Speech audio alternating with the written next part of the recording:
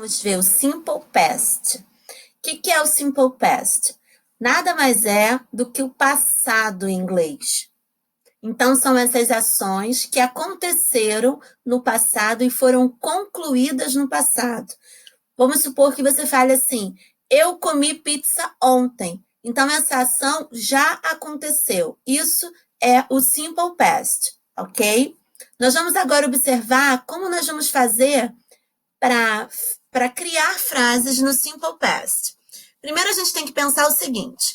Em inglês, existem, igual existe em português, verbos regulares e verbos irregulares.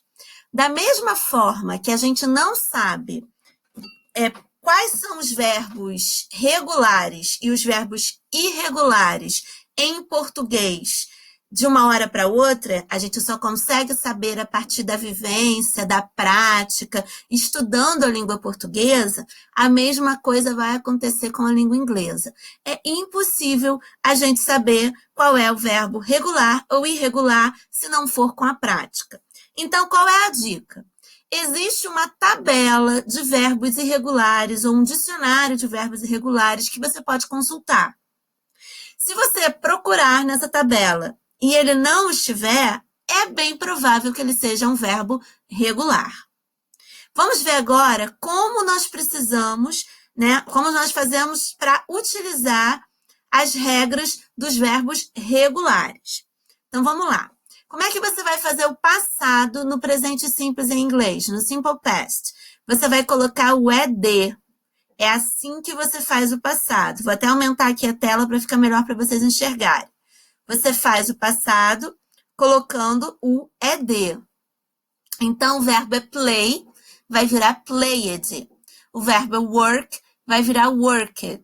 Então, eu estou colocando o ED aos verbos. Assim, eu estou criando o passado deles.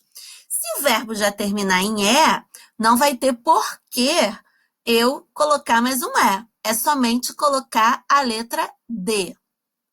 Se o verbo terminar em consoante seguida de Y, eu vou tirar o Y e vou colocar IED.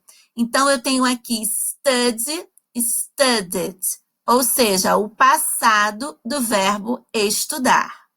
Se esse verbo terminar em consoante, vogal, consoante, como é o exemplo do stop, eu vou dobrar a última letra, que no caso aqui é o P, e vou colocar ED. Então, essas são as regras. Lembrando, que se esse verbo terminar com CVC e a última letra for K, Y, Z, X ou W, a gente não vai repetir essas letrinhas, tá? A gente vai colocar somente o ED.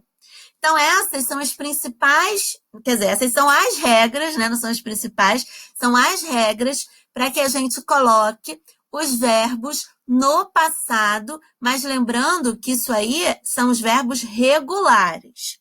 E o que acontece com os irregulares? Bem, o que acontece é que eles são irregulares e não dá para prever o que acontece. Alguns verbos, eles são como cut, que ele vai ficar igual no passado, Sempre a tabelinha vai ser assim, verbo no infinitivo, verbo no passado, verbo no particípio passado e a tradução.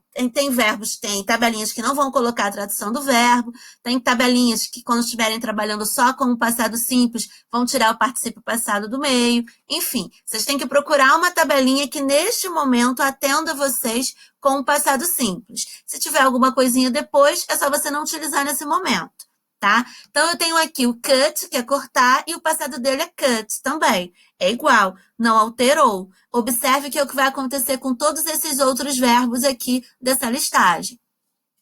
Já nessa listagem aqui, vocês podem ver que existem verbos que estão sofrendo alteração. Por exemplo, o passado do verbo to see, que é ver, só. Opa, mudou completamente. Então, isso que caracteriza o verbo irregular. É aquele verbo que a gente não tem uma regra específica. A gente não sabe exatamente o que está acontecendo.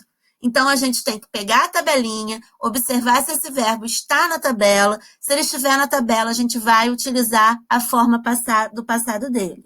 Se o verbo não estiver na tabelinha, é porque é bem provável que ele seja um verbo que seja regular. Então, você vai aplicar as regras dos verbos regulares, tá? Espero que eu tenha ajudado e vamos praticar exercícios.